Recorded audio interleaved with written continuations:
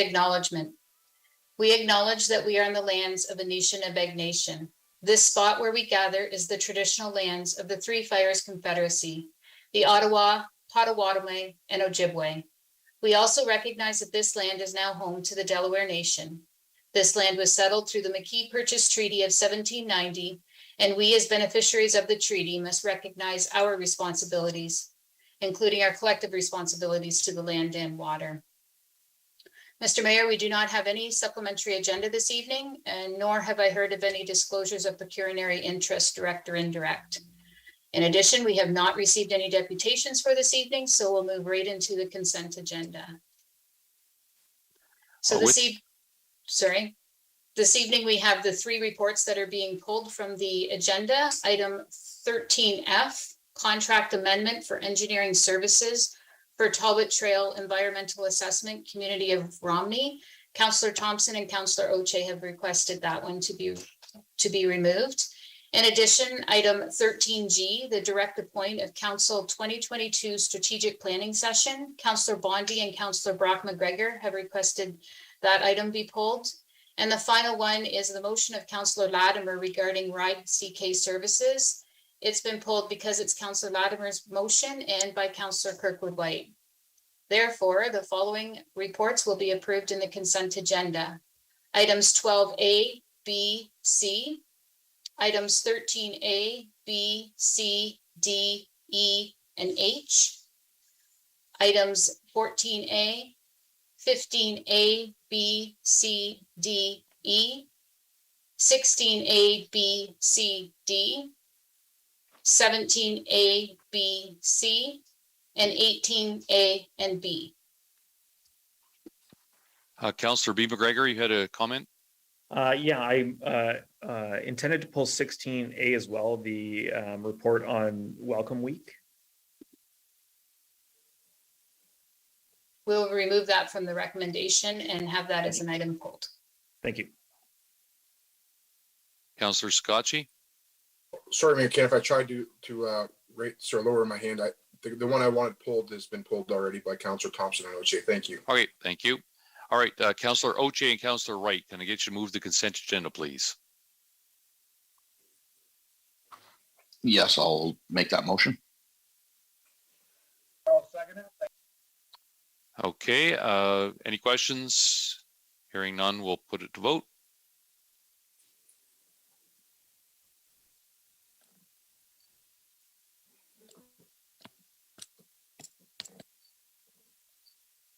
Madam Clerk, Councillor Sakachi, I'm not able to vote, so. It's still frozen. Just one second. Neither will I. It hasn't started yet. Oh.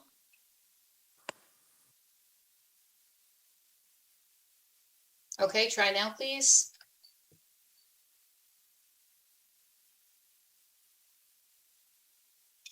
All votes are in. Motion passes 16-0. Item 13, tender awards. 13F, contract amendment number 2, R19-374, engineering services for Talbot Trail Environmental Assessment, Community of Romney. Councillor Thompson. I will move it, but I have an amendment that reads that administration be directed to split the Talbot Trail Municipal Class EA into 2 separate submissions as follows. Part A, the Talbot Trail Municipal Class EA from 2nd concession line, Ellerbeck Road to Stevenson Road. Part B, Talbot Trail Municipal Class EA from Stevenson Road to east of Country Road 12, Erio Road. The environmental study report ESR for Part A is to be finalized and proceed with filing for the council directed 60-day public review period. For Part B, administration is to return to council with the costs associated with the review, reevaluation, and finalization of the ESR, incorporating all of the community comments and concerns received for completion in early 2023. I'm going to get a seconder for that, and then I'll come back to you, Councillor Thompson. Councillor Oche, will you second that, please? I will. Okay, Councillor Thompson.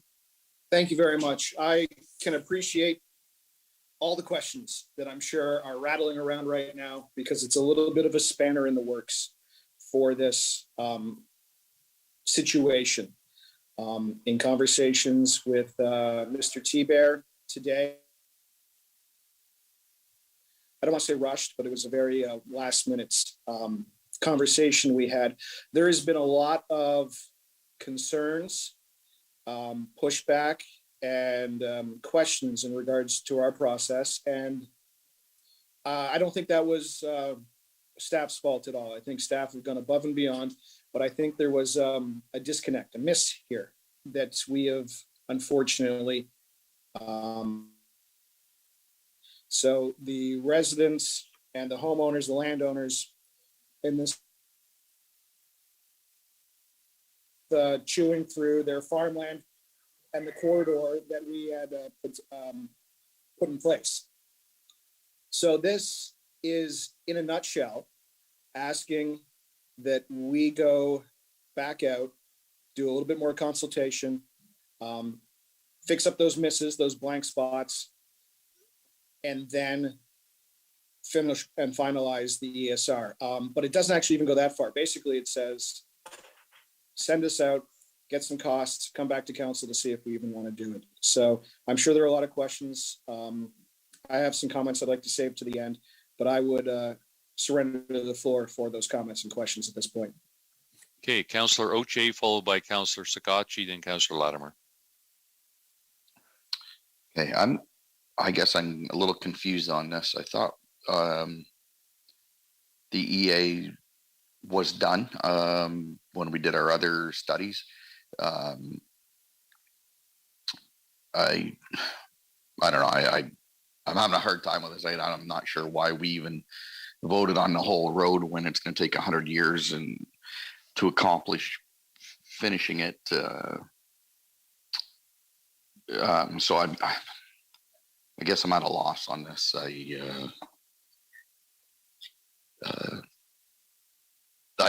My part of this, I think we should have voted on from concession from on the second concession from Coatsworth Road to Stevenson, and that's where that should have been one part, and then the rest of it should have gone as the years go by. We should not be voting on anything that's going to be 100 years out. So I'm lost on this EA as well. So we're going to go and we're going to talk to people again, but yet we're not going to change anything. Is that correct?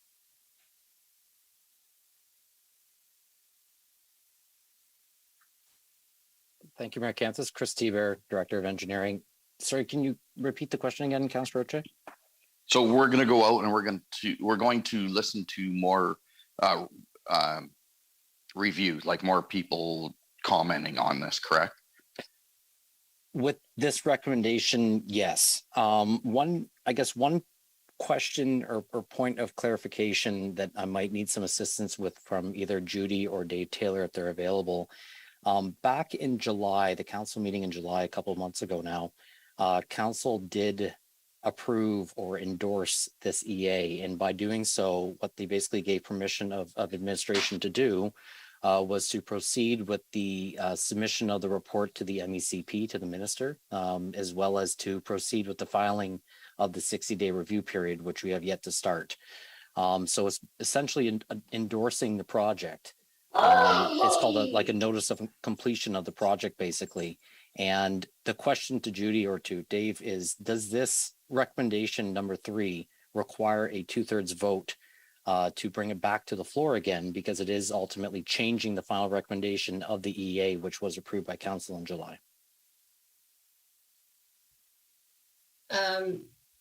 Thank you, Mr. Chair. I need a few minutes to go back to look at what the motion was at that meeting. Chris, do you know which meeting that was, just so I can quickly call it up? I believe July 11th. Okay. If I can just have a few minutes just to look at that, and the questions can continue, and I can come back with whether this requires a reconsideration or not. Thank you. And while doing that, I'll try to answer the question, Councillor Oche. So if this is allowed and approved as written for us to go back and split this report up, what's ultimately being asked of is for us to come back to council with a cost from our consultant to split this EA back into 2 pieces again, which is part 1 is the second concession to Stevenson, and then part 2 is Stevenson all the way to Erie Road. And it's a cost to now look at two different EAs that are going to ultimately talk to each other and be considered as one, but they're two different submissions to the minister and two different files for us to follow up on in the future as needed. Of course, phase one, part A that we have on here is a more detrimental critical location that the closure is currently at right now. Part B is really that piece, that extended piece to make sure that we have a plan in place that's protection for in the future if and when we need it. That, again, it could be 10 years out, it could be 50 years out, it could be 100 years out.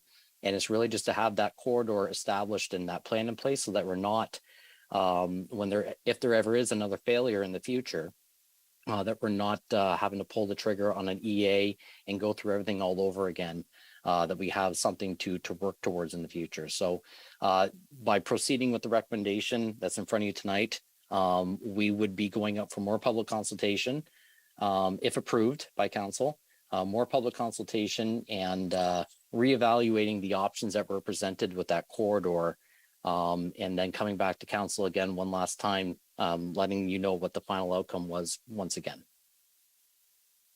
Through your worship. So Chris, you're actually telling me that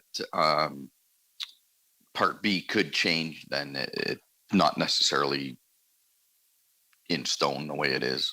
So the recommendation of the EA, the municipal class EA process evaluates a very lengthy amount of criteria, matrix evaluation, with making a final recommendation. And that final recommendation is what was concluded on and presented to council in July.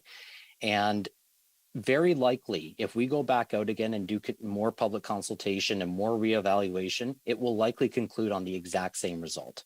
And that could be what happens. There very, very seldomly, or the risk is extremely low that there is something that was missed, or a landowner is going to bring something up that was completely missed, because we captured all of the mapping from the M&R, all of the species at risk, all of the environmental, socioeconomical type of impacts associated with that recommendation. And that's why it concluded on where it concluded. So the likelihood of it being something different is low.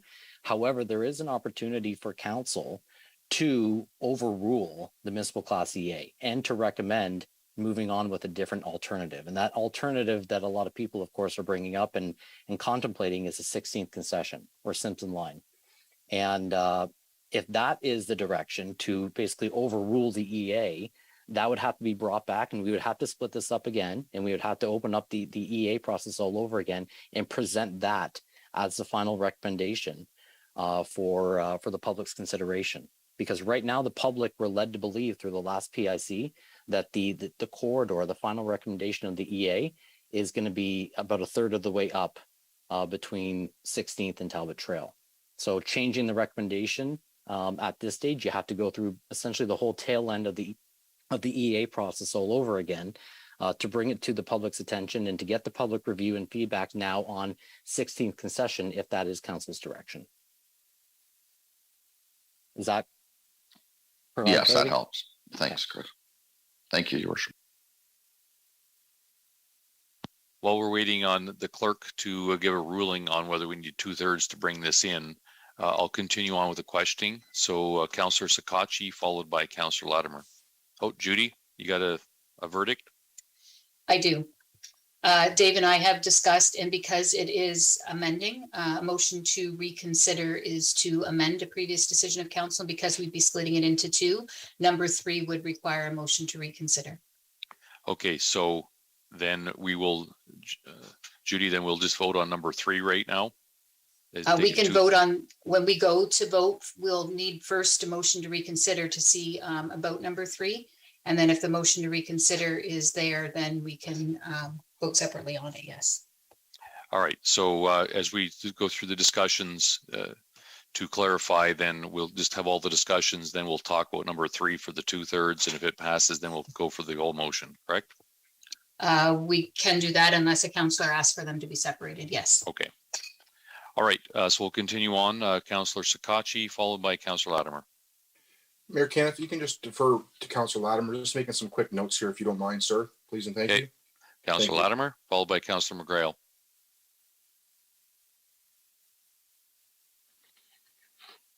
Thank you through the mayor. So Judy, we can split this out, you're telling me? So why would we split it out if we're waiting for, if we've already been told we have to reconsider, right? Like number 3 has to be on there, it has to be a reconsiderate vote. That's just the same way as splitting it out, isn't it?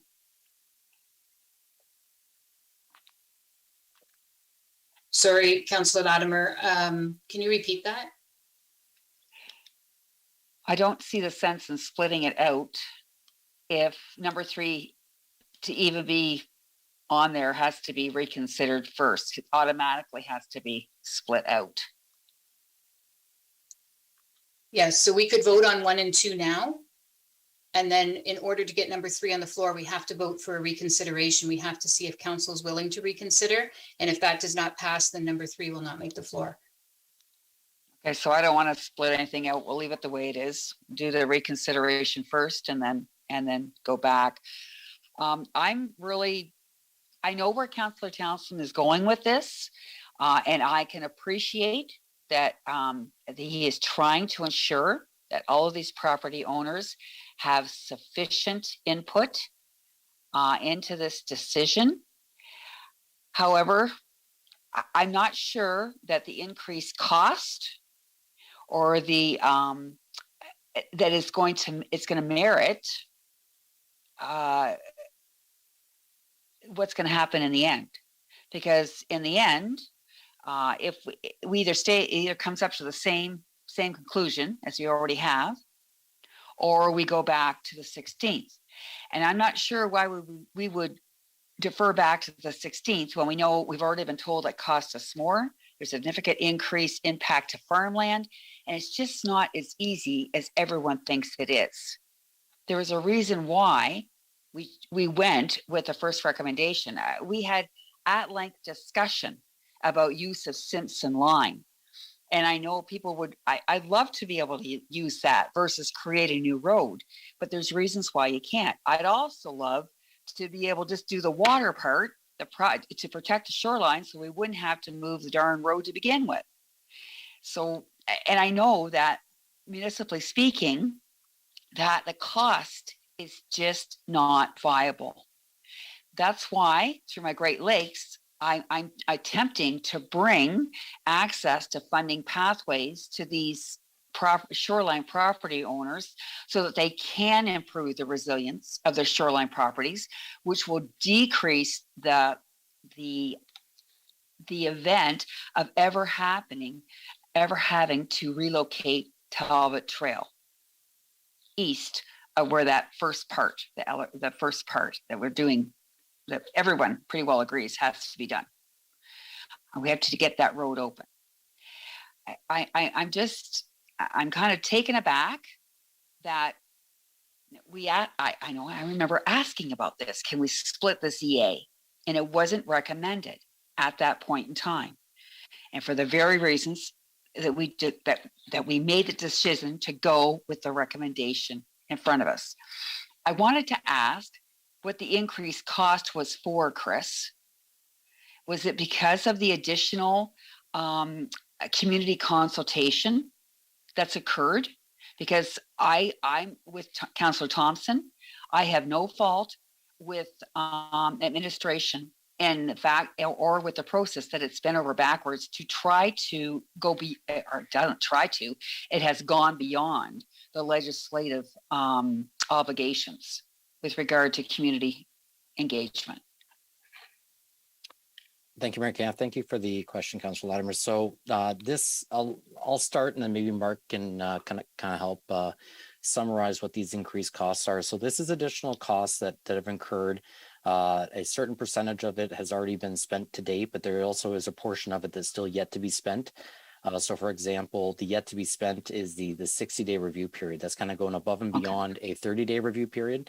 In addition to that, what we've identified in the report is that the review period really is, and that's an opportunity for the public to voice their concern one last time with this project, to submit written requests and written concerns and written kind of feedback on the project that can be incorporated into the final report for the minister's consideration and for council's final decision at the official plan process. Now, technically, it's not a requirement of administration or a consultant to respond back and to have that dialogue or to provide some kind of an answer or feedback back, but we are committed to doing that. We think that that's going to provide a lot of clarity and a lot of support to the public to really be there during that 60-day review period to answer any additional questions that come up or to answer any additional concerns or to help provide some further clarification on points that maybe were missed or not thought of during the initial phases of the study. So it's really kind of doing that extra last little bit of public consultation during that 60-day review period. That is pretty much the bulk of that 34,000 that's being recommended in number one. But there was some additional steps as well that we did already complete. So we did a lot more mail outs than we had to with this project, a lot more advertisements with regards to inviting people to the public meetings, and use of different means of technology and putting things together to try and get the word and information out. So I think a lot of this cost kind of captures that additional public consultation that we tried to really strive for with this project. Mark, am I missing anything with that? Thank you, Mayor Caniff. Yeah, Chris, you mentioned most of it. There was a few other items. We did a lot of public consultation or additional consultation, I guess, with the Lower Thames Valley Conservation Authority, the Ministry of Municipal Affairs and Housing as well. That was discussing access points and how to provide access to some of these homes in the event that there's additional failures in the future.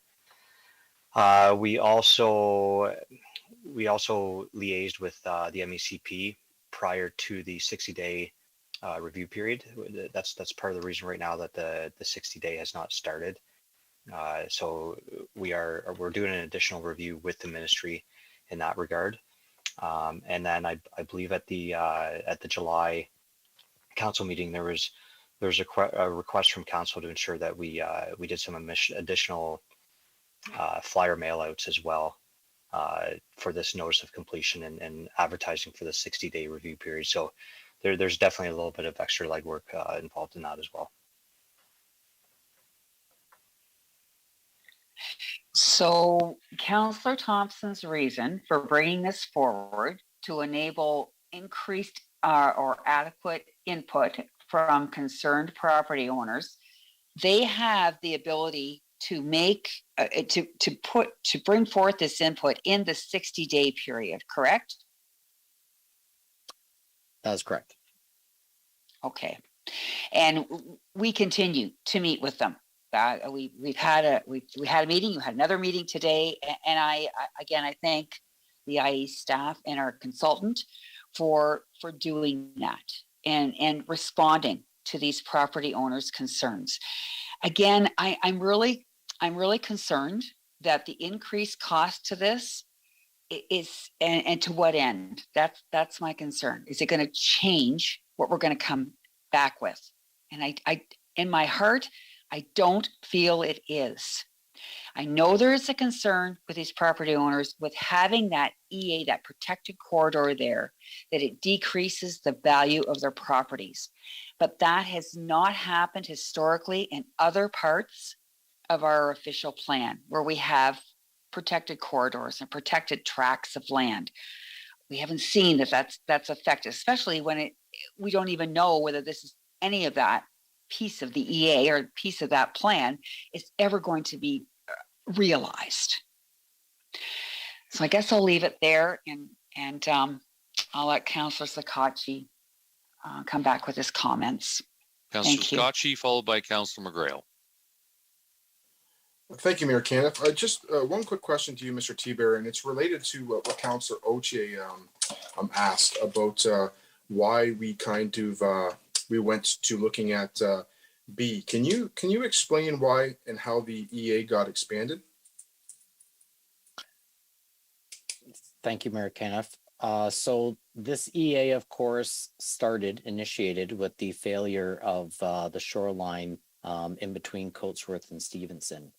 And administration brought the recommendation to council. I forget the dates, apologies off the top of my head, but quite some time ago, to proceed with the municipal class EA because we do not own any land adjacent to the failure site, and we needed to consider all of our options through the EA process for the relocation of the road in conjunction with the Lake Erie shoreline study and the recommendation to retreat our infrastructure, which is what we did with this municipal class EA.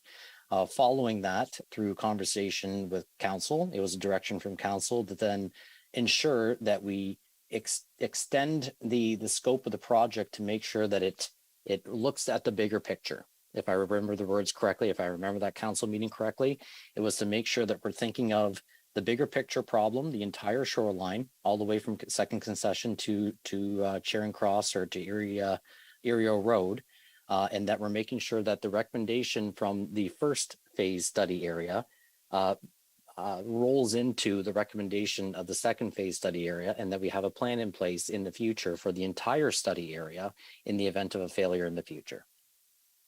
Yeah, I appreciate the long explanation, but at the end of the day, the reason why we're having this was a motion by council why we're looking at expanding it. Because Councillor Oche asked the question why we're not just looking at one and not the other. So I guess you mentioned a word in there that I was hoping that you would say, and it's the word retreat. What I find the most frustrating about this entire process is and it's not with municipal staff, it's not with the municipal council. It's the fact that we're talking about a provincial road that was downloaded to the municipality, and there has been no real dialogue to assist us in this manner. We're asking people to retreat and move things around. We're talking about people's, farms being cut, segregated. We're talking about people's houses impacted. And yet we still can't get any information or dialogue to see what kind of things that can be done, to prevent this. Telling someone to retreat from an area when they have significant investments, to me, if I was there, it wouldn't be an option either. So I guess I'm just really frustrated that I know back in, I think, 2020 or 2021, that we had a very detailed letter that went out inquiring about funds and about shoreline mitigations and about funds that were available.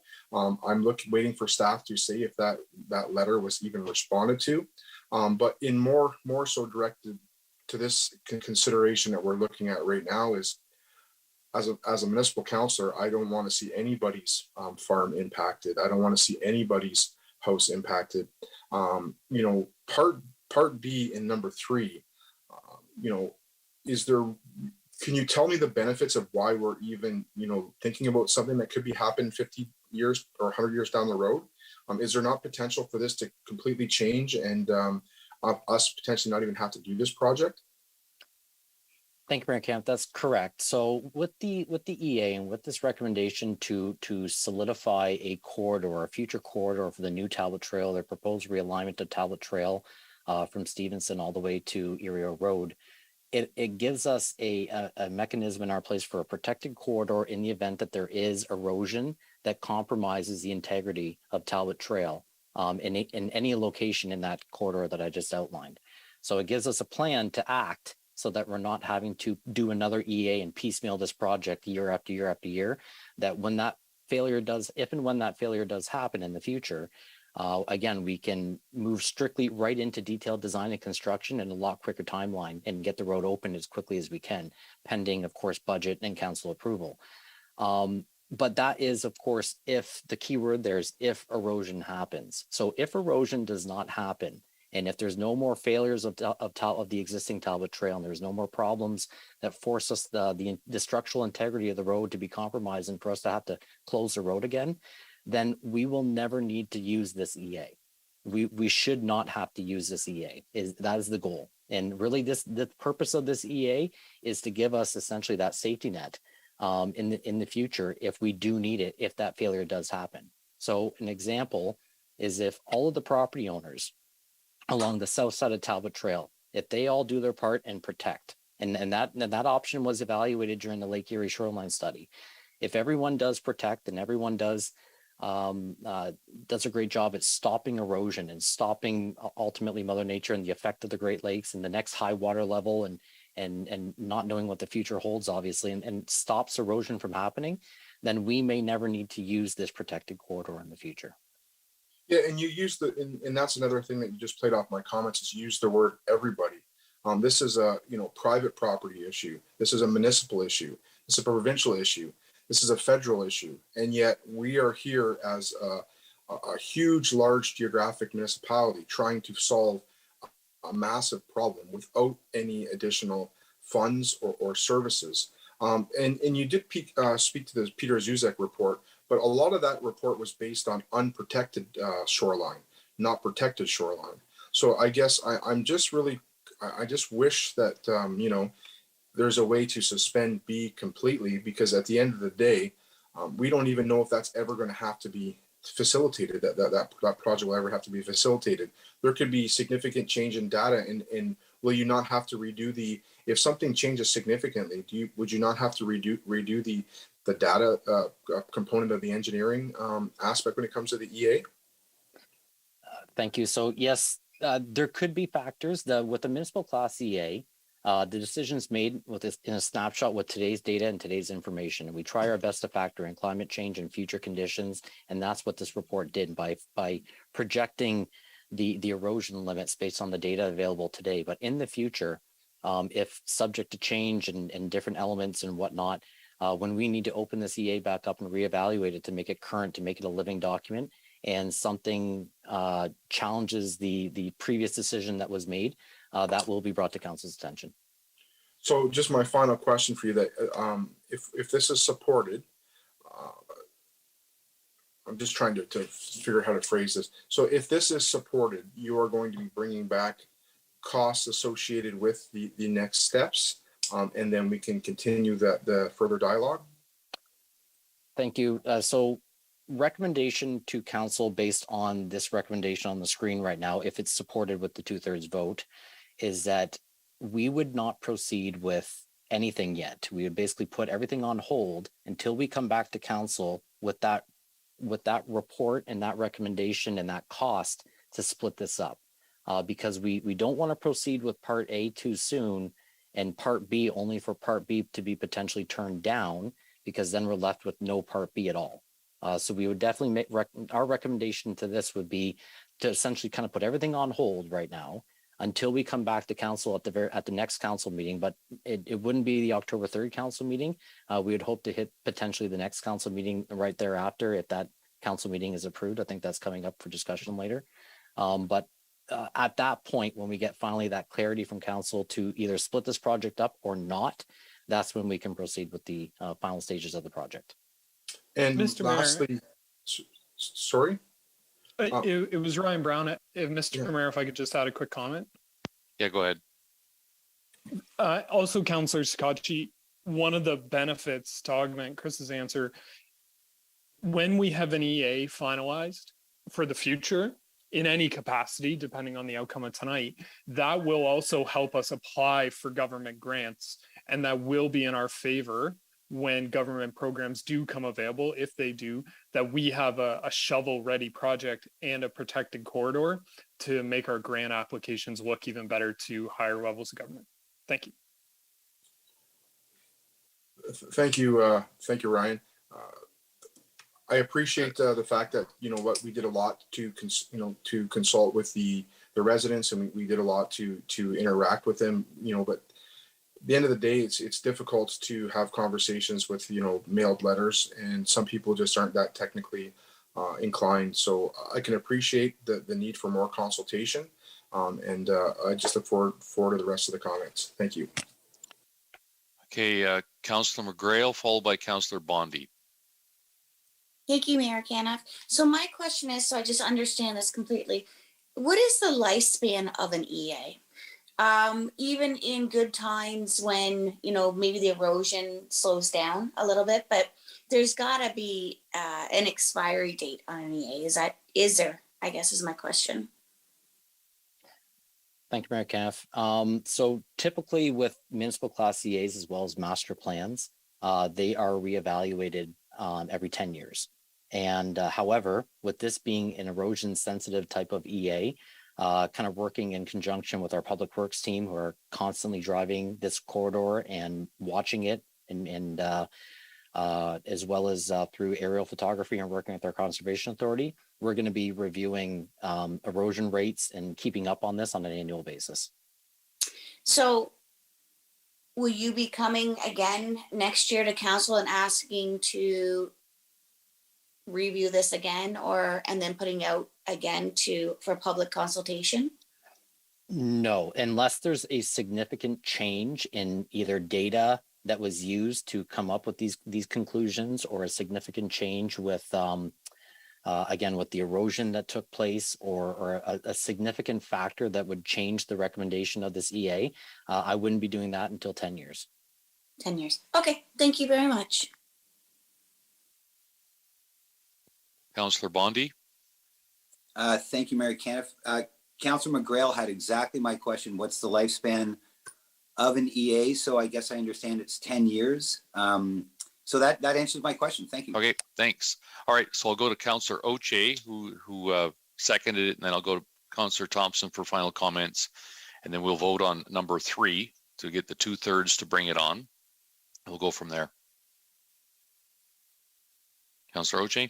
Thank you, Your Worship. Yes, I just wasn't positive. Number 3 just needed its own motion to be brought forward to vote, since it needs a 2/3 vote. That's what we're going to do. The first thing is we're going to go to number 3 and see if we can get the 2/3 vote or not to include it in this. If we don't get the 2/3, number 3 will be removed, and we'll be voting on number 1 and 2. Thank you very much. Okay, Councillor Thompson, final comments.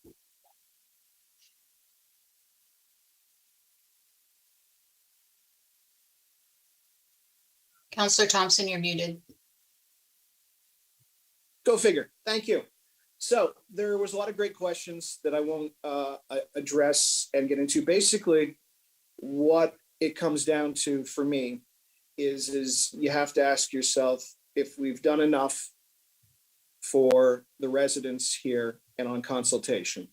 And at the last meeting where we passed this, I would have said yes. I had 2 people call me with concerns, and that was it. Since then, I've had hundreds of people. There's a petition out there with more than 200 signatures that could potentially come our way. And I respect that a signature is just a signature. There's a meeting coming up in a week's time. The people out there, and I don't blame our staff, feel they haven't been heard.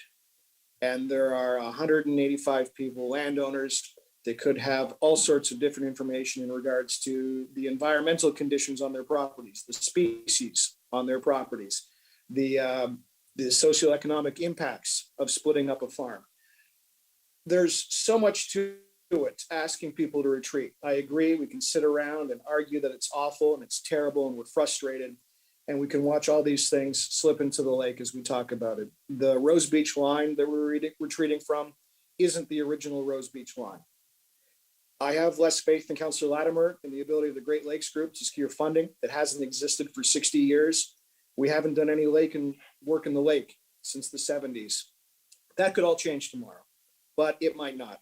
We have to move forward. I totally agree. We have to move forward. What I don't agree with is that we've done enough consultation.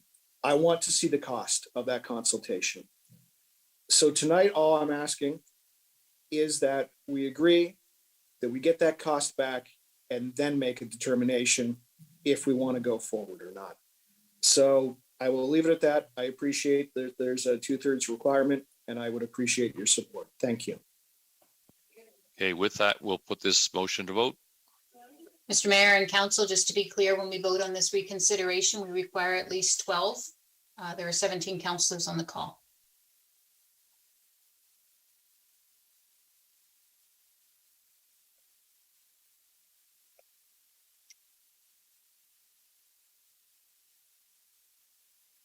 All votes are in and motion passes 12-5.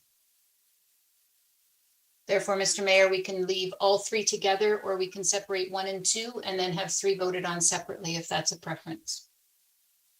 I haven't heard anybody ask to be it separated, so we will vote for all 3.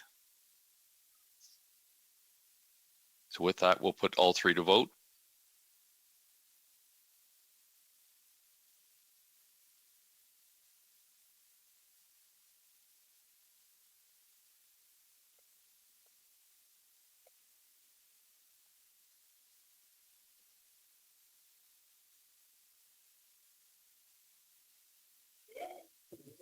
All votes are in. Motion passes 16-1.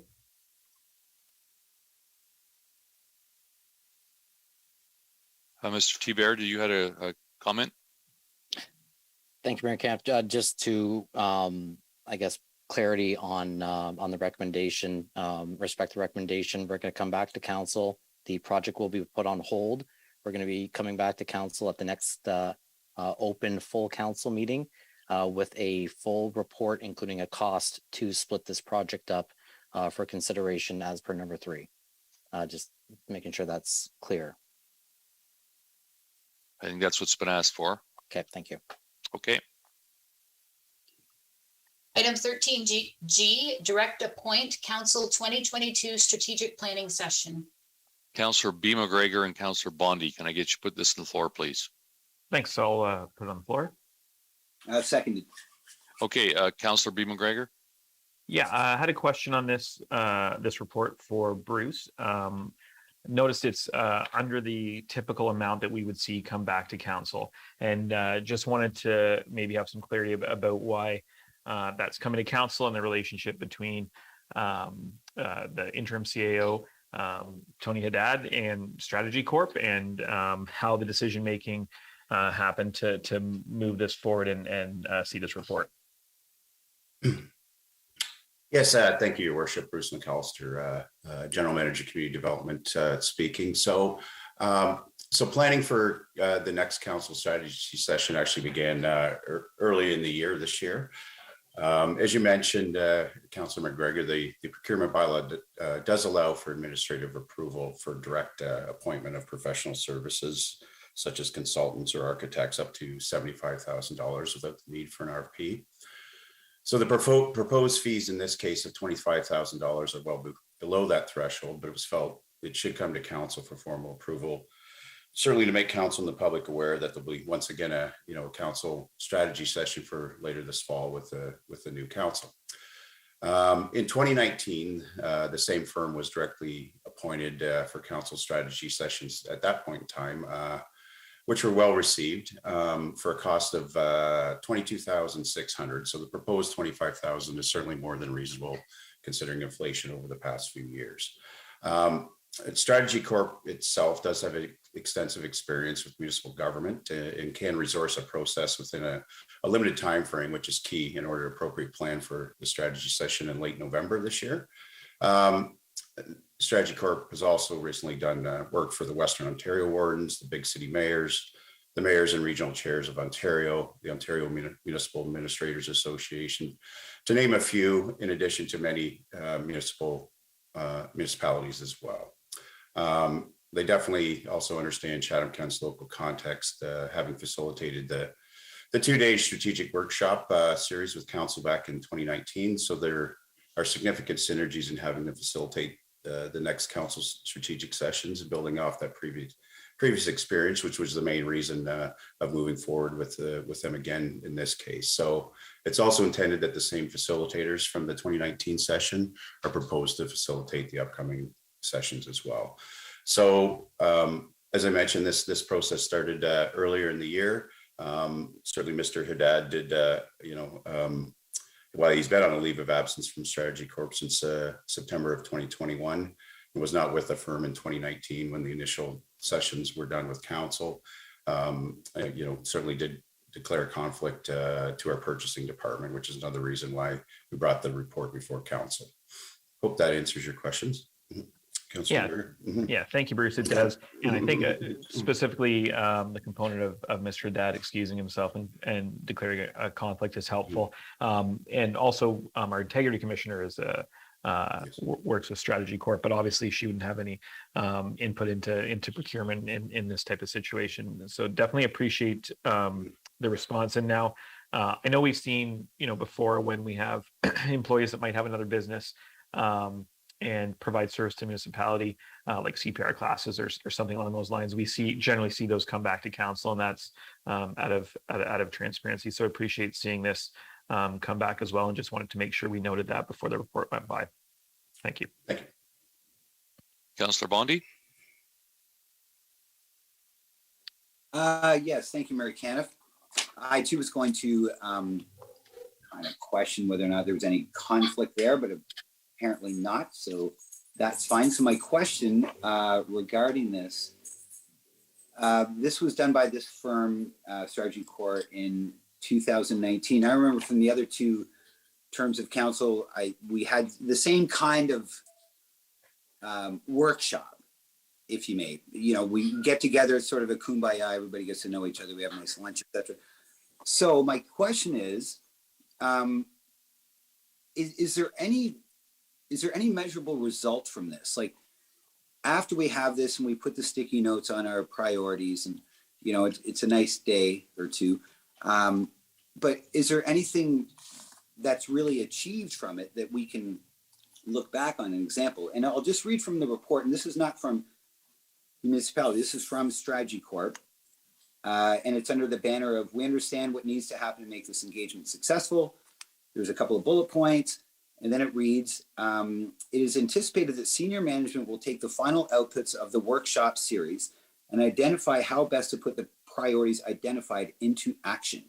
So my question is, where do we see it? Where do we see the results of this 2-day affair? Because council, as you know, we've got a large council with a lot of different opinions, voices.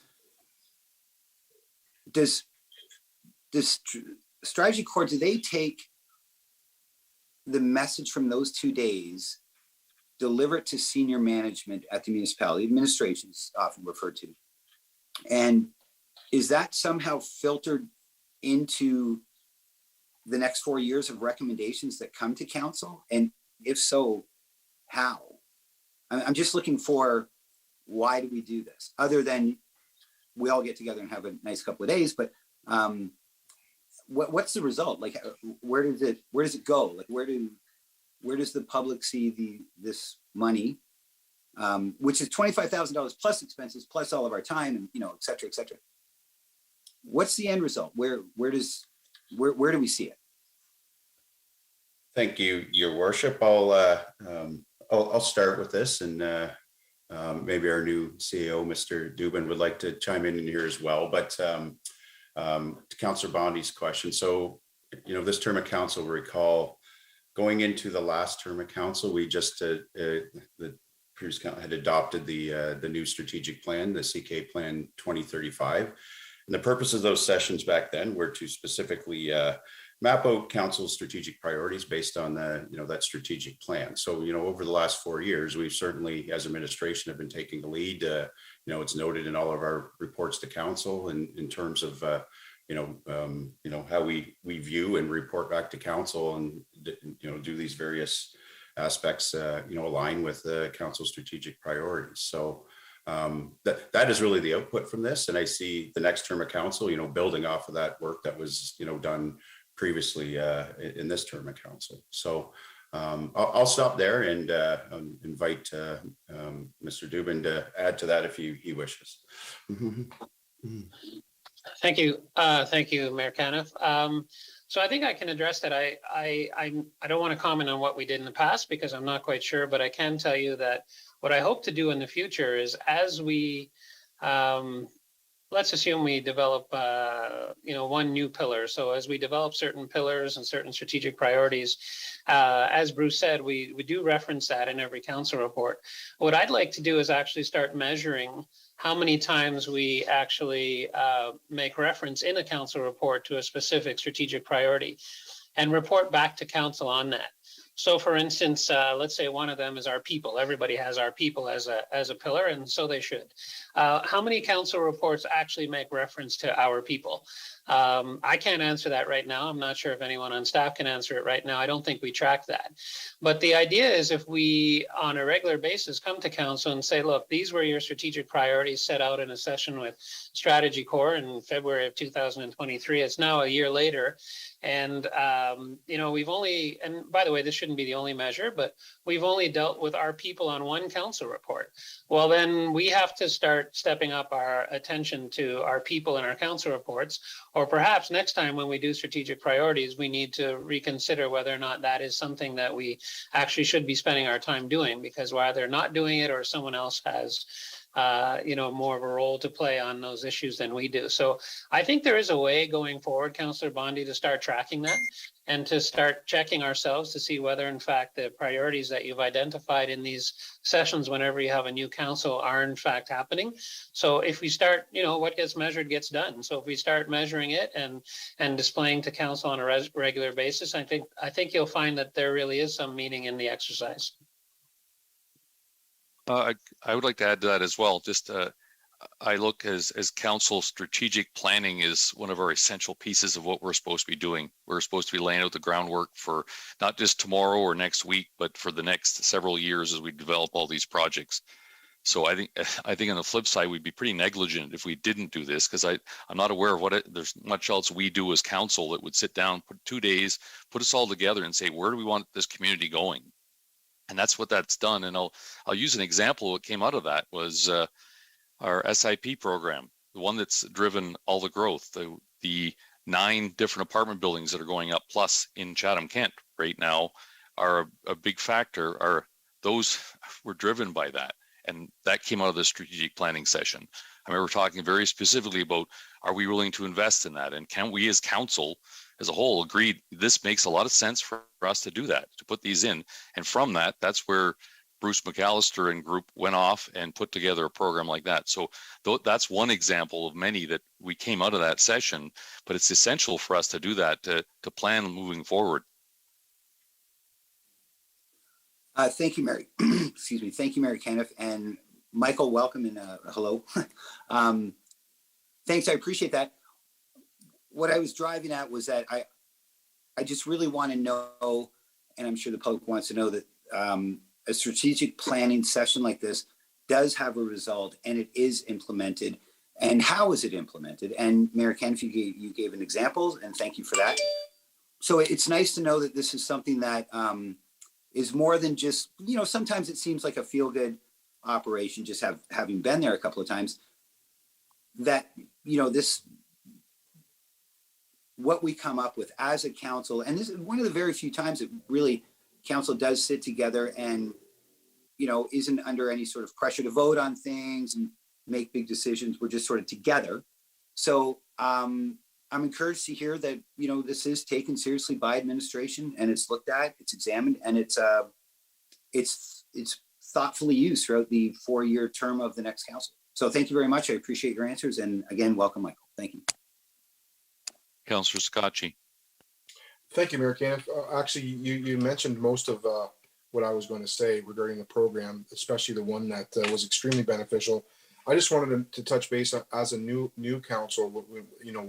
The first time I went through it, the benefits that it was to myself, not just to actually go through the strategic aspects of the planning session, but just the camaraderie of getting to know people and to see what councillors that you can potentially kind of merge with that had the same likelihood of goals and the same orientation of where they want to go. So although I wanted to touch a little bit about the process that was extremely successful that you just mentioned, I just wanted to express how much value I found just getting to know the mayor and our fellow councillors, because when you take on this role, you literally take on this role running, and there is no real training, there's no kind of conversation on how to do things besides our couple of days at the very beginning. So it is extremely valuable, I think, that we continue to do this, and we continue to kind of move on and march along our way. Thank you. All right, with that, we'll put it to vote.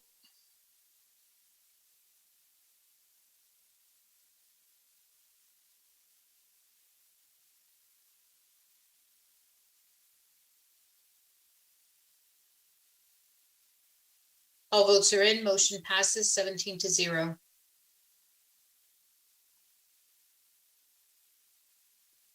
Go to item 17, infrastructure and engineering services. Sorry, Mr. Mayor, we had 16A pulled at the last minute. So Okay, sorry. We'll go to 16A, Councillor B. McGregor. yeah, Community Development CK Welcome Week, September 9th to the 18th, 2022.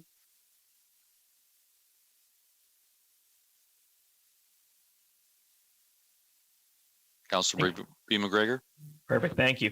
Yeah, so I just wanted to pull this report. Didn't want it to pass by. There was supposed to be a flag raising last week, but it got postponed with the events that were happening around the Queen. So wanted to make sure that we, had a moment to mark Welcome Week. Obviously, this is something that's been a focus in Chatham-Kent for quite some time. We were named the first welcoming community in Canada, and that reflects our community's values in bringing newcomers in. And this is a time to recognize the contribution that newcomers have made for our community. So I just wanted to point out the report and then ask. I think Victoria's on the line here. Ask how this week ties into the work that we do at large and what that means for our community.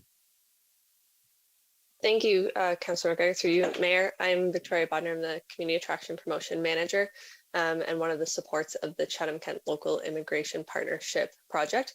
So thank you very much for pulling and great point. Of course, this work, the week kicked off officially on the 9th and it runs until the 18th. So it's a great opportunity for our community, for our partners to really celebrate and showcase why it's important to welcome new immigrants and how we welcome new immigrants, what services exist for them, and to showcase the contributions that new residents make to our community.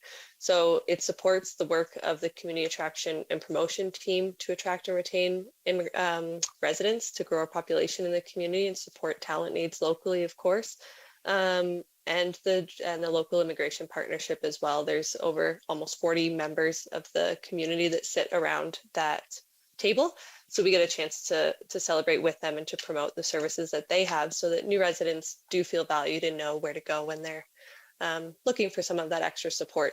And I would just say this year is an exciting year too. We found out earlier this year from the census that our population grew by 2.3% in Chatham-Kent, which is great. It's turned around a negative trend previous to that, and we look forward to finding out coming up in October what the immigrant demographics look like within that. So we'll be able to tease through how many newcomers came to Chatham-Kent. So it's a fun week. There's a lot of activities going on throughout the week and a lot of partners that make that possible.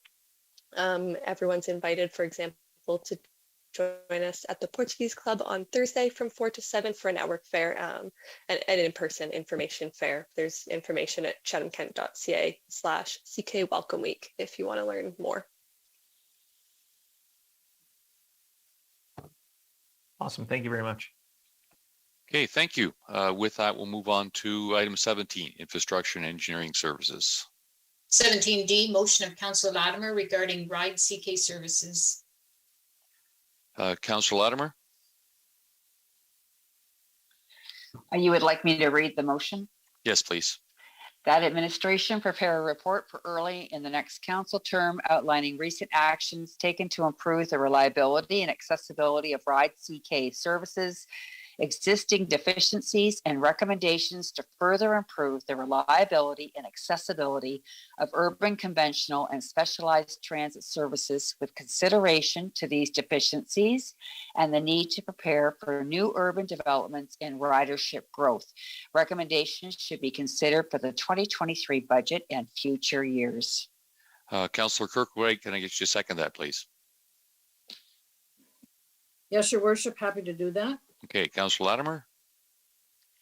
I was asked, well, I wanted to bring this forward before we got Councillor Sakachi's report back with regard to the interurban bus ridership and service, because it's still evident that the existing algorithm that we're using is leaving some of our sometimes more vulnerable or aged or disabled residents without sitting for up to 2 hours waiting to be picked up, or they can't get to their appointments easily or make changes according to their personal care needs and or appointments.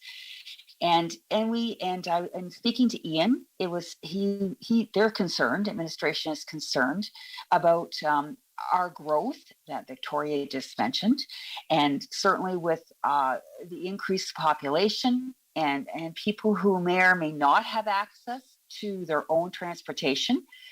We want to incorporate that. And I thought it was important that the people who rely on Ride CK services for their essential transportation know that we are aware of current deficiencies and that we are working to meet this demand and this essential demand actually, and that we want to, when we're doing this, we're taking into consideration the fact that we are trying to encourage more people to use public transit, and that we will, with new people coming into Chatham-Kent, that the need for that will obviously increase. So I think I'll leave it at that. I'm hoping for the rest of council's support on this. I think Councillor Kirkwood-White had some comments to make as well. Councillor Kirkwood-White. Thank you very much, Your Worship. I just wanted to mention that in recent conversations with constituents, one of the things that came up was the lack of service in the Prestantia area, particularly with regard to folks that are elderly and perhaps wanting to sell their vehicles and take advantage of public transit. So I know with all of the building that's going on in the community that this particular motion should cover. I did have a brief conversation with Ian Clark about it, and I'm hoping that the report that's being requested will include some of these areas that are being built up right now, so that we take advantage of the opportunity to serve those that will need public transit in the future. Thank you. Okay, it was seeing no other questions, we'll put it to vote.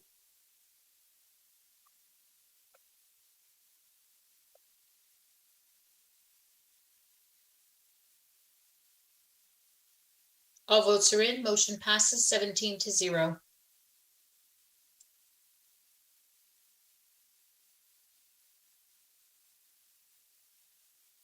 We'll go on to notices of motion. There's three of them: Councillor Sakachi, Councillor Hall, and Councillor Bondi. Thank you, Mayor Kenneth. I, Councillor Anthony Sakachi, will be bringing the following motion for voting to discussion on the September 26th meeting of council. Whereas the parking lot, sorry, I just, my screen just decided to go blank here.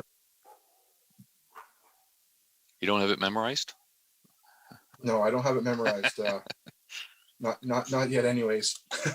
Whereas the parking lot servicing Ariel Beach Public Accessible Playground at the end of Nichols Ave creates challenges for accessibility due to its gravel sand composition, and whereas the cost to improve the parking lot with sufficient grading, drainage, and upgraded hard surface finish is approximately $130,000, and whereas the community association has contributed a significant amount of time and raised funds to increase accessibility, therefore be it resolved that administration include as part of the 2023 capital budget plan the upgrading of the Ariel Beach Playground parking lot at the end of Nichols Ave, and that administration investigate funding opportunities, including but not limited to capital and life cycle funds to improve this parking lot in the 2023 budget as permits. Okay, Councillor Bondi, then Councillor Hall. Great, thank you, Mayor Caniff. I, Councillor Bondi, hereby provide notice that I will bring forward the following motion at the September 26, 2022 council meeting for discussion and voting. That council reconsider the municipal development charges that were approved at the August 8th, 2022 council meeting. Thank you, Mayor Caniff. Okay, Councillor Hall. Thank you, Mayor Kenneth.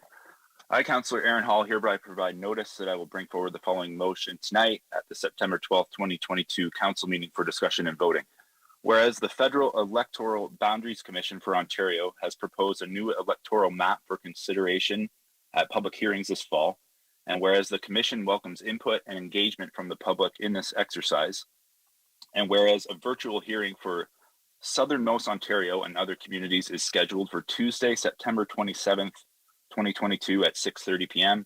And whereas the initially proposed federal electoral map has the municipality of Chatham-Kent split into 3 separate ridings, therefore be it resolved that 1, staff make a recommendation at the September 27th staff make a representation at the September 27th, 2022 virtual hearing, and that the required public hearing participation form located at redistribution2022.ca be submitted by September 25th, 2022.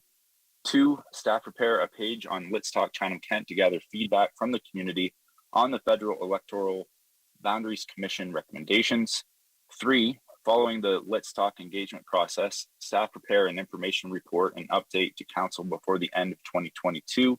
And 4, staff send written comments to the Federal Electoral Boundaries Commission following the Let's Talk engagement process and the subsequent update to council, which would include any further direction from council at that time. And Mayor Caniff, I am requesting that we waive the notice period for this motion. Okay, can I get a seconder for that? I'll second that. Okay, Councillor Oche. All right, so any questions regarding this as far as waiving the 2/3? I do have a quick comment about that, Mayor Sure. Caniff, if Go I may. ahead. Just really quickly, the reason to request this waiving the notice period, this information came out from the commission, I think on August 19th. We haven't had a meeting since then, so this is really the first opportunity to bring this up in an open session meeting. And with that virtual meeting that I mentioned in my motion, it is on September 27th. So I just want to make sure that staff has enough time to prepare for that. Thank you. Councillor C. McGregor. Thank you, and through the mayor.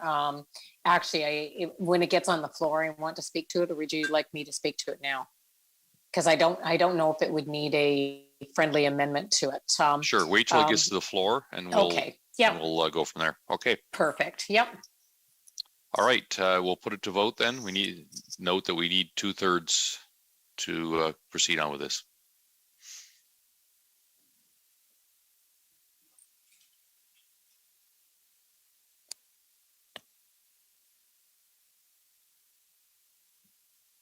All votes are in. The motion to reconsider has been approved 16-1. Okay, with that, I'll go over to Councillor C. McGregor. Thank you, and through the mayor. And I don't know if some of the other councillors had the opportunity through their different areas throughout the municipality, but Councillor Hall and I were invited onto a meeting with Marilyn Gladue, the MP out of the Sarnia area, because if things go through as is, Wallaceburg and Dresden would then be included in the Sarnia-Lambton riding, one of the 3 ridings. And I know at that point of time, she had her own concerns of how some of her area was going to be divided up, and also listen to the concerns that Councillor Hall and I had with our municipality being divided into 3. According to the federal regulations, the municipality of Chatham-Kent does fit within the I think it's plus or minus 25% to be included as its own riding. And I know the difficulties we as councillors could have moving forward if we're now split up into 3 different areas, trying to accomplish funding for projects or support from the government. And it was explained to us that if this does follow through with the federal government, that it will also then translate down to the provincial government. So we would at some point be dealing with 3 MPs, 3 MPPs. And so we now have 6 upper government people trying to figure out how to accomplish the many tasks that we would be sending administration and our mayor on to accomplish for our municipality. So I think that it's very important that we spend some time with this, and that Councillor Hall's motion be supported. The only thing that I might add in there, and that would be that during this process, and I don't think I see it in here. Sorry if I've missed this, Aaron. Is that it was explained to us that they could ask for a 3-month extension. So I think that while if we're going through this process, that we if this motion is supported, that is included in the ask would be for the extension, and that the ask also goes out to each of our MPs, with copies going to our MPPs to ask for that extension. So there's the opportunity for proper consultation, because this to me looks like it's being pushed through, and especially during the time of municipal election when people have their minds elsewhere.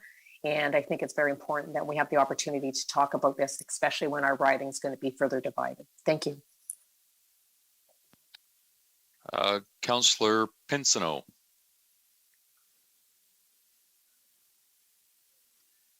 Thank you, Your Worship. I totally get what Councillor McGregor's saying, but the way this is divided up, honestly, it makes more sense. I know you're adding in another MP, but you look at the geographics of it. Right now, it's almost like it's too large of a geographic area as it sits right now.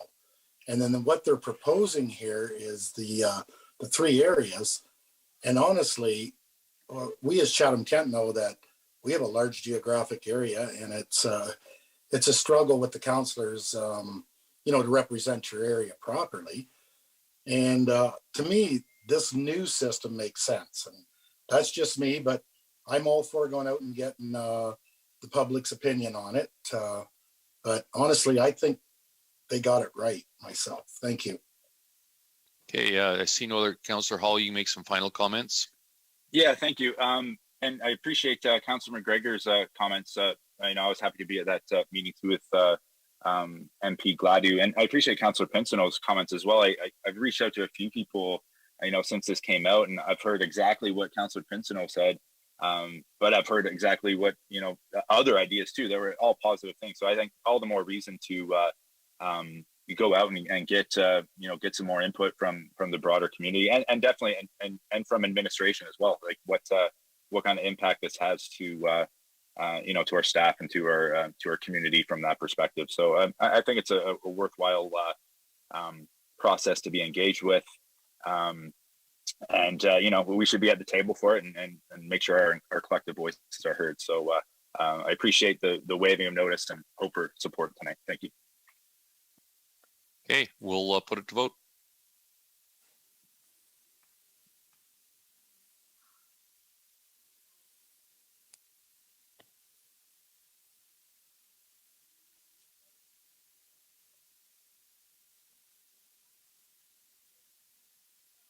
Just waiting for a couple more, Council.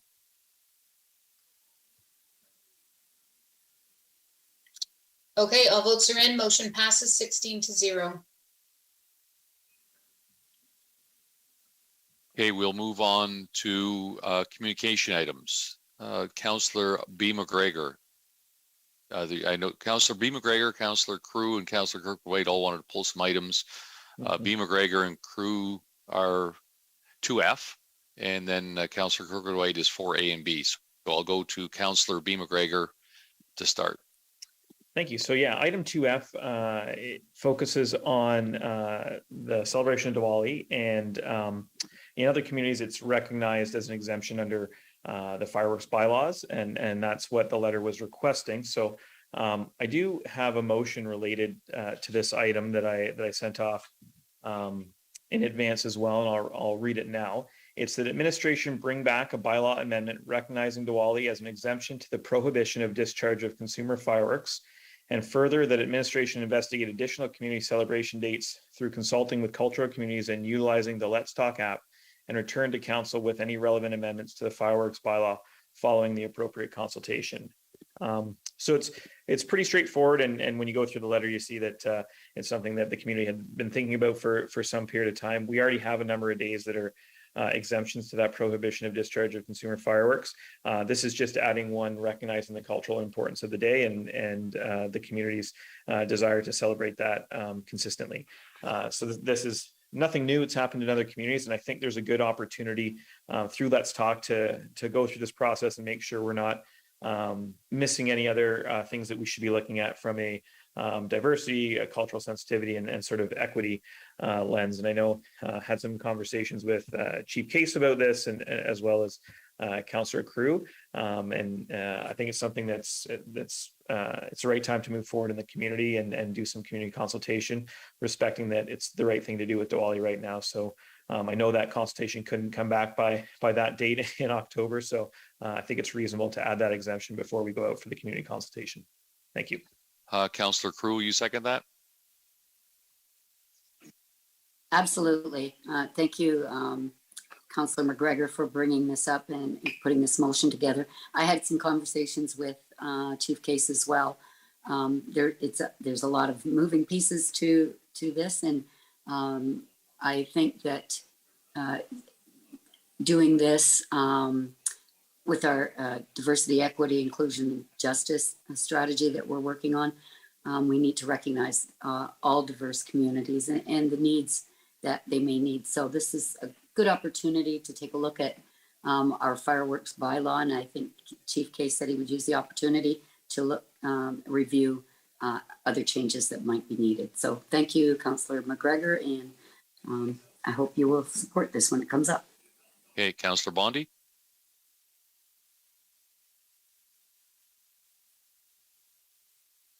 Thank you, Mayor Cam. Sorry. Yeah, I fully support this. I've had people ask me about fireworks. Can they do them on these different days, you know, for different celebrations, whether they be, frankly, birthdays or religious or cultural celebrations? And I never really know the answer. I see that fireworks are not supposed to be sold all the time, but they seem to be sold all the time. So yeah, I fully support this 100%.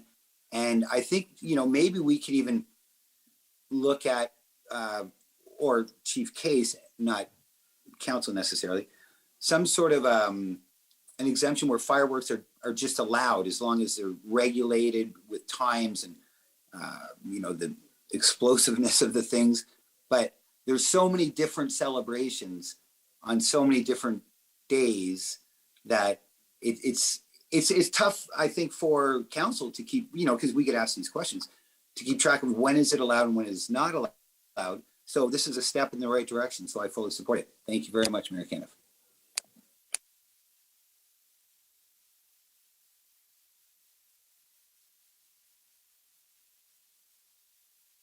Mr. Mayor, you're muted.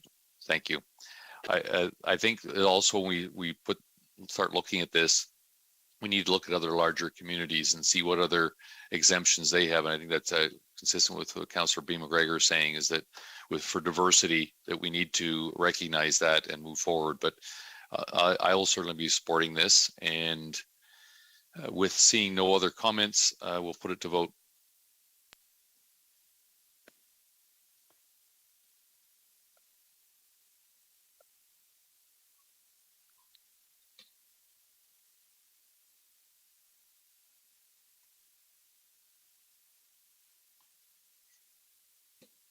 Couple more, Council. Okay, all votes are in. Motion passes 14-1.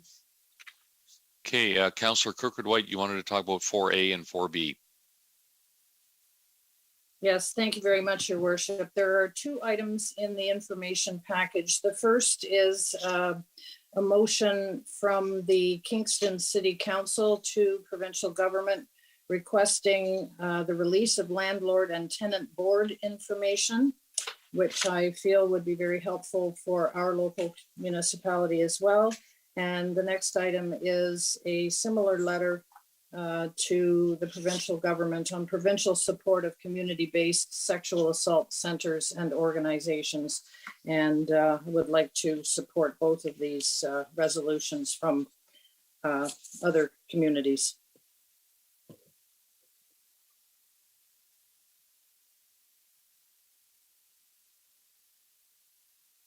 Sorry, Councillor Latimer, will you second these two? Absolutely. Okay. I'm not seeing anything. Anyone opposed to either of these motions? Hearing none, those both pass.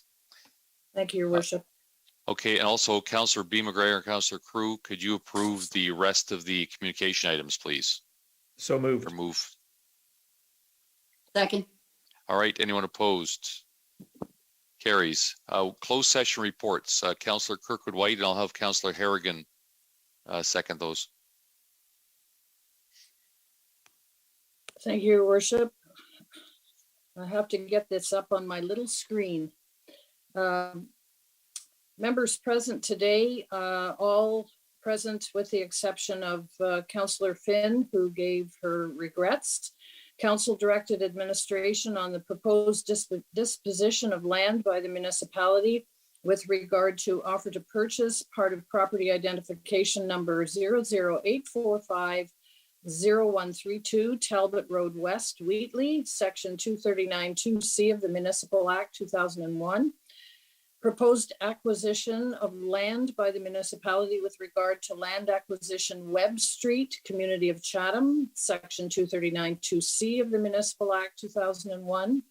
Proposed acquisition of land by the municipality regarding the purchase of Huron Boat Launch in the community of Wallaceburg, Section 239-2C of the Municipal Act 2001.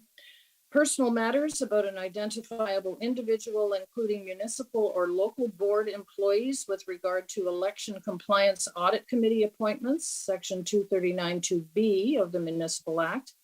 Position, plan, procedure, criteria, or instruction to be applied to any negotiations carried on by the municipality with regard to municipal insurance procurement, Section 239-2K of the Municipal Act, and advice that is subject to solicitor-client privilege, and a position, plan, procedure, criteria, or instruction to be applied to any negotiations carried on by the municipality with regard to audit contract, Section 239-2F and K of the Municipal Act 2001. That's it. Councillor Harrigan?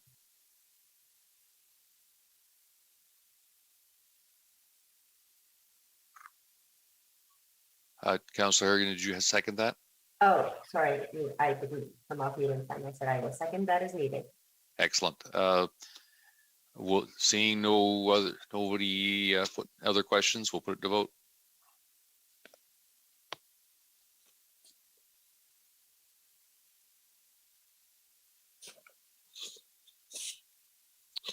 We will go to non-agenda business, and I'd like to start. All votes are in, and motion passes 15-0. Okay. We'll go to non-agenda business. I'll start with the one item that I want to welcome our new CAO, and maybe I'd like to pass over the mic to him to introduce himself to the public and say a few words. Thank you very much, Your Worship. So yeah, I'm Michael Dubin, new Chief Administrative Officer here. Really happy to be here. Started on Thursday. So there's plenty to learn, but I've been very impressed by everybody from staff that I've met so far, and I've had the opportunity to meet a number of councillors, obviously as part of the interview process, but also at the recent AMO meeting. Very excited to be here, and I think I know my way out of the building on my own. I know where the washrooms are, so I've got a head start, and looking forward to working with the team. And this has been an interesting council meeting already. I love there are a lot of things that we do really, really well. And just glad to be a part of such a professional team. So thank you for the welcome, Mayor Caniff. Okay, Councillor B. McGregor, followed by Councillor Oche. Thank you, Mayor Caniff. I had a question for Dr. Redike. Out in the community, we've had some feedback regarding the temporary emergency housing solutions, and just wanted to maybe get an update on how that transition has been going, and maybe importantly, what our ongoing work looks like in identifying next steps. So we understand that we're in a finite lease, and we'll need to transition out of that at some point, and would like to know what that expectation is, and how we're planning on communicating with communities of interest and stakeholders. Thank you, Mayor Caniff. Brock, or Councillor McGregor, I have Josh Myers on the line as well. So I am going to, Josh is the manager that with our Employment and Social Services that oversees our Victoria Park Place, our temporary emergency shelter. And I'm going to have him just go through a bit of what's happening at Victoria Place right now and in the community of Chatham. And then I'll circle back and add anything in terms of some next steps. So Mayor Caniff, if you're okay with that, I will ask Josh to respond to Councillor McGregor's questions.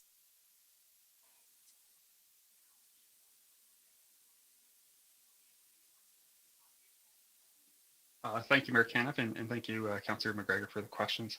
I'm going to start with just some updates on where we are at with respect to Victoria Park Place.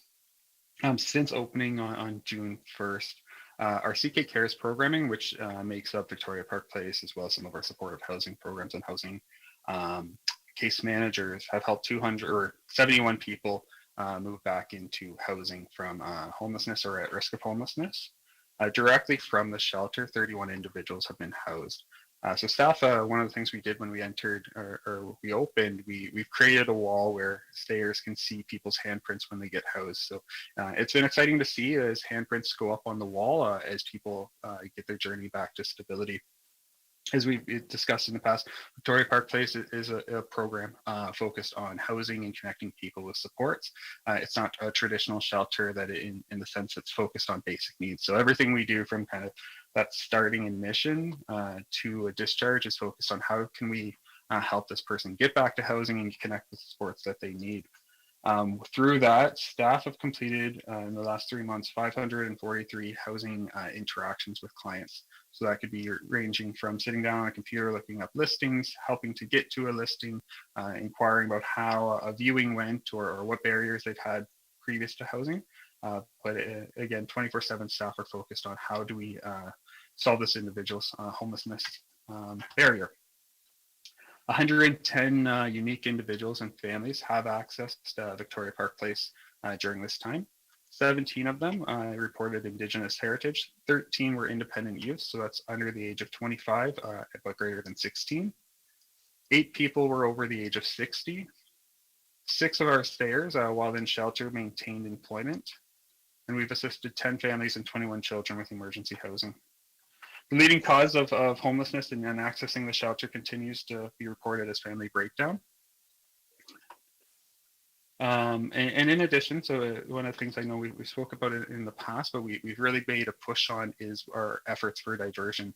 So every time someone calls, because you do need to contact the program to see if they qualify, every time someone calls, the first thing we're doing is trying to assess with them, is there any other solution that we can find to prevent you from coming into shelter? So through this practice, we're looking at, is there family, friends, mitigation with a landlord. 25% of all calls at this time are being diverted away from a shelter bed. We want the shelter to be a last resort and our focus in maintaining that. As for kind of what our focus is now, or our focus will continue to be, is how do we close? As we've reported in the past, shelters serve a need, especially in the emergency, but they don't on their own end homelessness. So our focus is to house as many people as possible so that when this lease ends, or preferably before the lease ends, we don't need, or the need in the community is not high enough to continue with a program this large, and we can focus on previous programs that we've had in the past.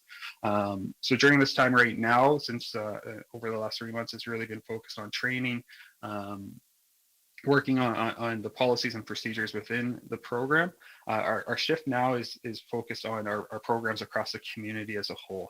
How can we make sure that our referrals from the starting point, which is often either a shelter or maybe it's out in the community, is working smoothly with our other programs, partnerships with CMHA and Salvation Army or the Women's Center? How can we make sure that people are getting those supports faster?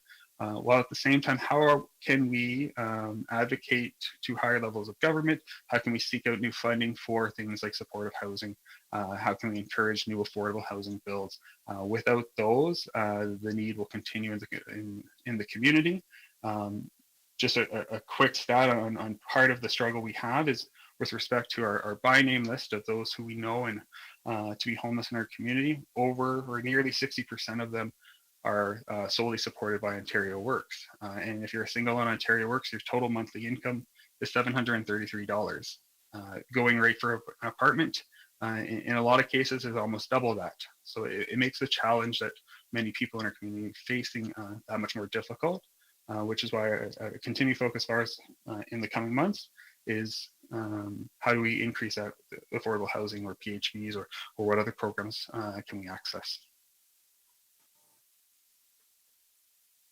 Thanks, Josh, for that summary. I will add that part of our engagement throughout the community, throughout Chatham-Kent, on a couple of fronts is, as Josh has indicated, to look at increasing affordable housing. So certainly our housing team is working on that. They will be bringing reports to council, and you will see housing builds in the 2023 budget. So be ready for that. We do need more affordable housing, and we need more housing right across the entire housing spectrum. So certainly, you know, we've talked about some of the big builds that have happened in Chatham-Kent.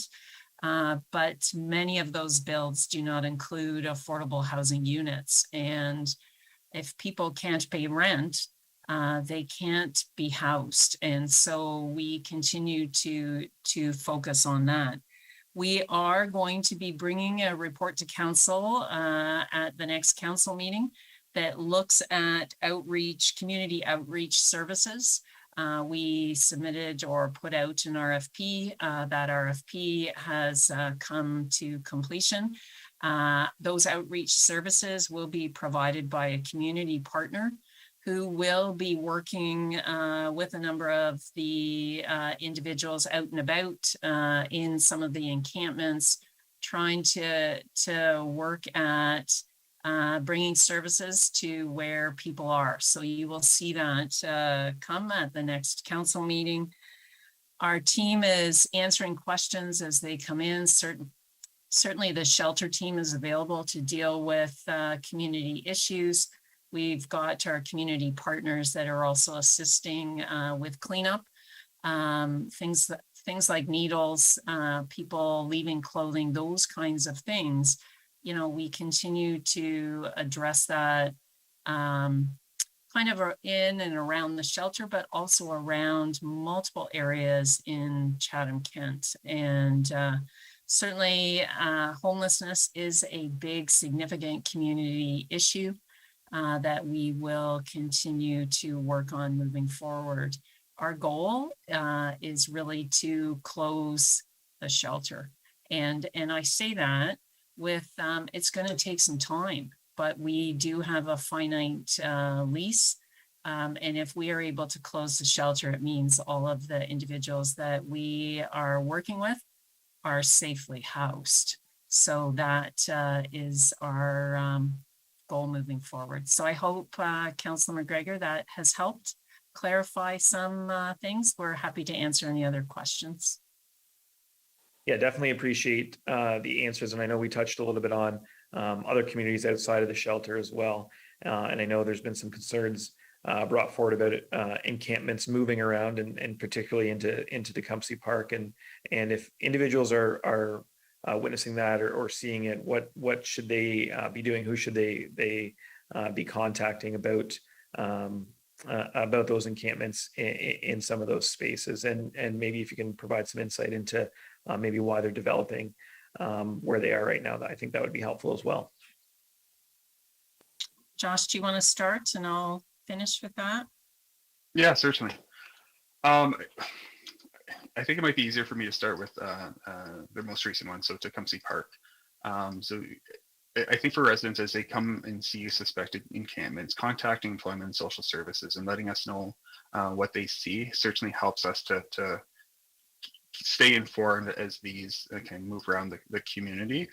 It certainly isn't isolated to Tecumseh Park. The staff and I know some groups in the community like Rock Missions and continue to go to encampments across the community to help fill that gap. But specifically with Tecumseh Park, when we're aware of where an encampment is, we're able to work with case managers as well as the Parks Department or potentially the police, depending on the situation, to come up with a coordinated approach. We are currently trying to fine tune that approach and make it a bit more efficient, which is where ultimately our report to council on the 26th will come in, because we do recognize having additional support so the municipality isn't running all of these programs will be beneficial.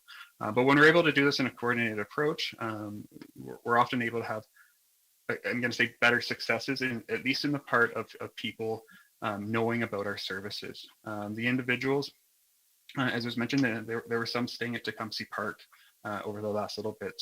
The team went out and spoke with them last week.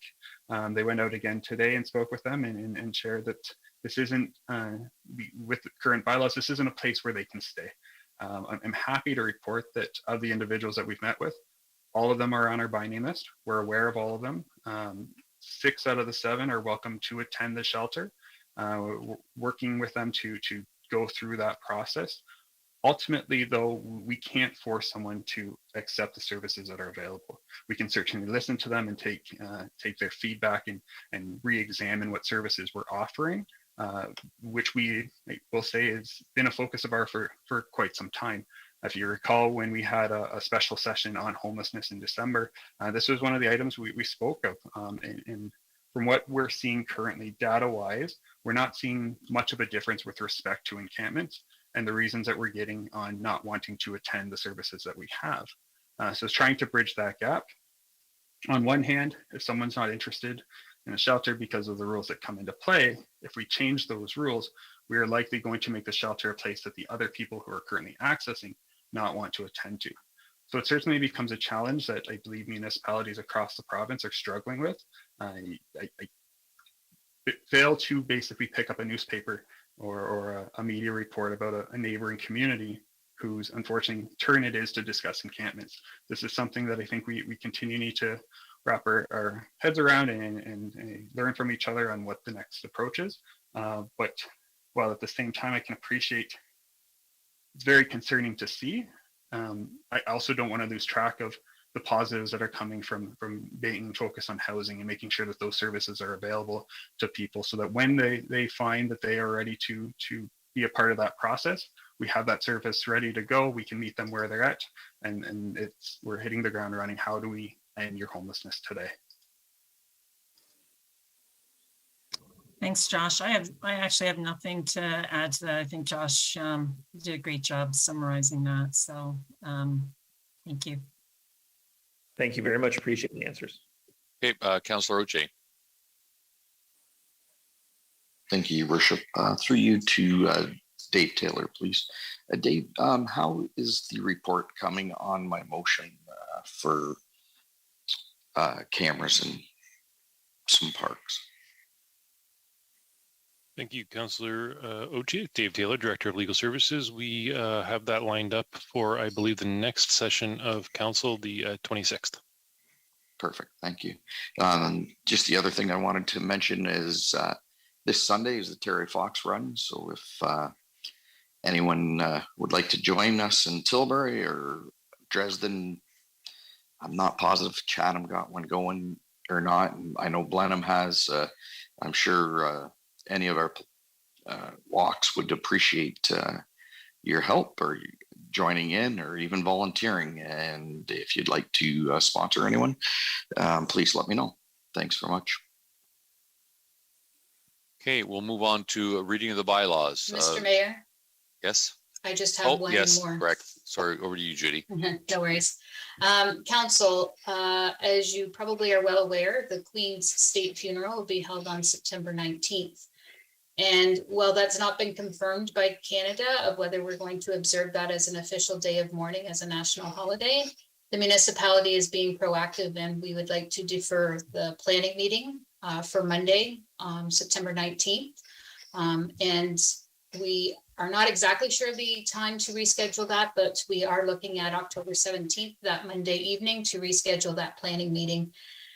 This will be communicated out to the planning applicants and the community as soon as possible. We just wanted to be proactive so that proper planning notice can be provided in a timely manner if this comes out. So we would like to cancel the September 19th planning meeting for next Monday and move that to Monday, October 17th.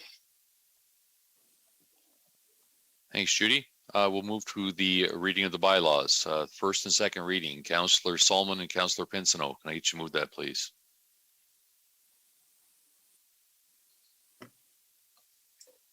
I'll move it, Your Worship. Okay, Councillor Crew, can I get you to second that? Yes, I will. Okay, anyone opposed? Motion carries. Third and final reading, Councillor Foss and Councillor Hall. Oh, okay. So move. Seconded. Oh, okay. Anyone opposed? Motion carries. We'll go to the resolution council in closed session adjournment. Councillor Kirkwood White, and then I'll get Councillor Solomon to wrap it up for us tonight. Thank you, Your Worship. Resolution of council in closed session. The Chatham-Kent-Council adjourned to its next meeting to be held on Monday, September 19th. 26th, I guess now.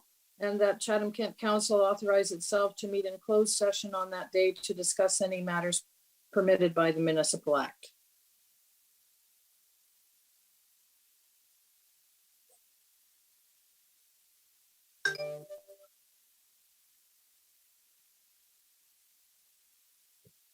Councillor Solomon, will you second that? I heard your voice a minute ago. Happy to second that, Mayor Caniff. Okay, Councillor Scott, you can second that. Anyone opposed to adjourning at 7:41 p.m.? Hearing none. Have a great day, everyone.